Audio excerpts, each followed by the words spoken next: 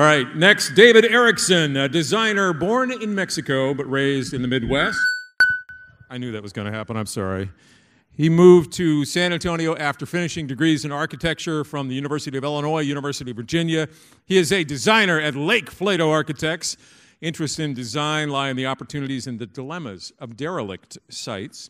He's focused his energy seeking after what you would call lost architectures around San Antonio, scouring real estate sites, neighborhoods for properties like you saw there that are defunct. His current project in this endeavor has been the retrofit of the vacant Snowflake laundromat right up the street in Dignity Hill, where they have a lot of really cool architecture. If you get the chance, take a right when you leave out the front door, and there's some great stuff there. Please give it up for David Ericsson! Ericsson on the main stage.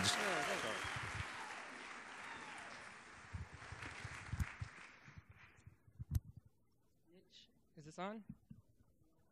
Awesome. Button. I think it should already be on. Oh, there we go. Mitch, we should have met 2 years ago.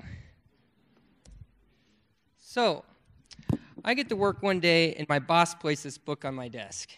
It reads, "An Extraordinary Garage, the People Who Built It, and the Slumlord Who Couldn't Really Afford It. The Grand Ambition." I think he was writing this as a testament to my incredible renovation journey. My name's David Ericsson. I'm going to tell you about my journey adapting an extraordinary laundromat. I've always had this romantic notion that I would go out saving lost architectures. So I always wanted to reveal hope in things that were forgotten. So I moved to San Antonio, and I started looking for a vacant building, and we had plenty of them. And so I found one that sits in the middle of a residential block. And it kind of looked like the building equivalent of a windowless van. All the windows were boarded up. It was filled with junk or candy or anything else as creepy as you can imagine. And had this wonderful flesh color that surprisingly is the color of my skin. And I thought, this looks like home. It's like my little cocoon. But you get inside, and it was like this blank slate. And what was really cool is that it looked perfect. It looked like it had no problems, had concrete structure, had these old industrial fans that spun, and it looked like a level floor. And so the gears started turning. I'm going to do something great here. This is going to receive all my ideas. So ideas number one were that I wanted to create some kind of urban wild in which you discover this building through. And so I thought, okay, I'm going to plant this urban camouflage garden. You'll be brought to one glorious portal or lens into the building, and you'll be exposed to this wonderful atrium or hydroponic farm in the future. But what ended up happening is I kept on designing. I couldn't stop myself. I've filled about 10 sketchbooks. If you saw me anywhere, I probably had a sketchbook.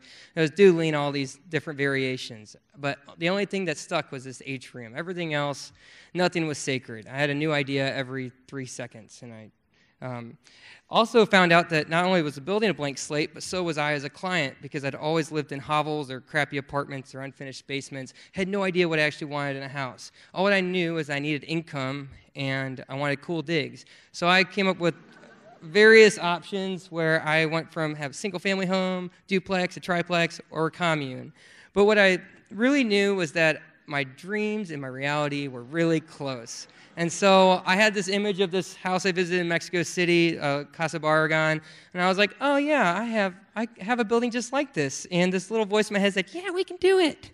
And I was really delusional, but the reality was there were not meant to have any dreams on this building. The building had needs of its own, like a new foundation, or I don't know, a leaky sewer line, or water just liked to find its way in the building and wouldn't leave.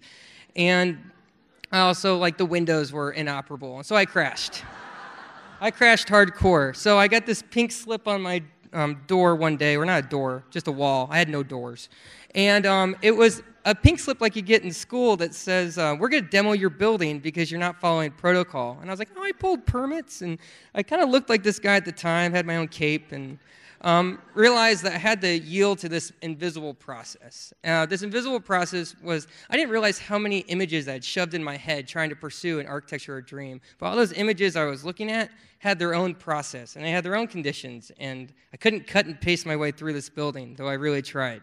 And so what ended up happening is I had a new process where nothing really was that sacred, but I had to kind of just move with the building and get into the act of construction. So what also happened was that my drawings got less precious, and they started showing up on my W-2, or that I drew at the middle of the night on like 3 a.m. because I had a wicked case of reflux and couldn't think of anything but security. So I had to secure the perimeter, because apparently the city wanted me to not have meth heads come into my house, or preparing for the zombie apocalypse, they didn't want me to come out. And so my dad came down from Bernie. My folks had moved down and were worried, and I had to search after this low-hanging fruit of just design a good, secure perimeter.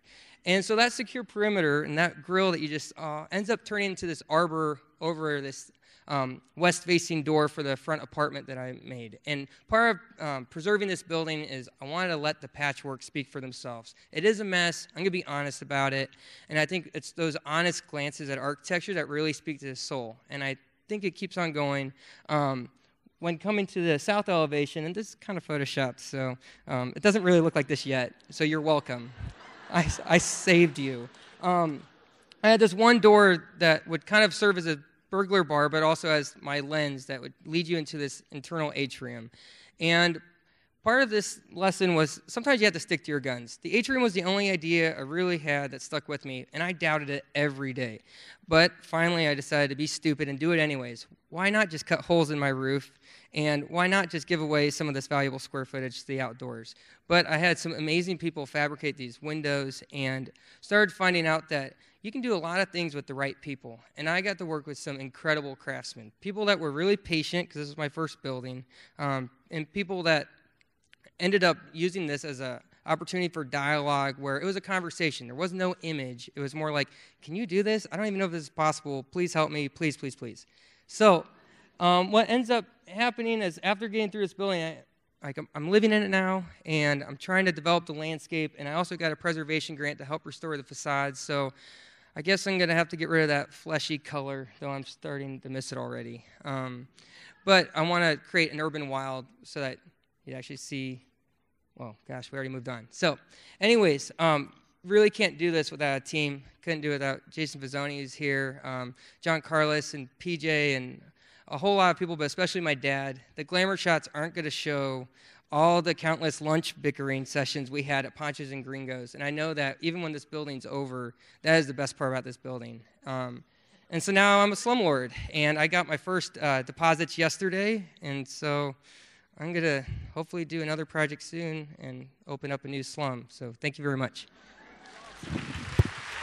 Oh, yeah.